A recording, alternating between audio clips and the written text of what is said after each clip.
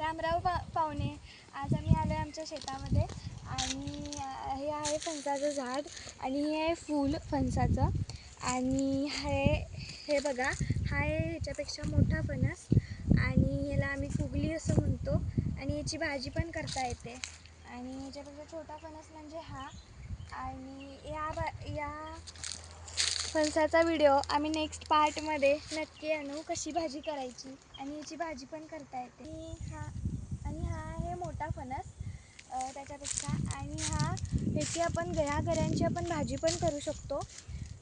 नाही नाही नाही रे बंद. हा आहे त्याच्यापेक्षा मोठा फणस आणि हा कच्चा असताना ह्याची आपण गऱ्यांची भाजी पण करू शकतो आणि हा पिकल्यानंतर आपण खाऊ शकतो आणि हा कापा फणस आहे.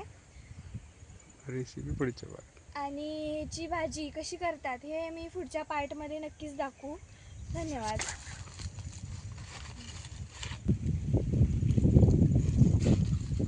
आमच्या चॅनलला नक्की सबस्क्राईब करा आणि शेअर करा आणि लाईक्स करा. धन्यवाद.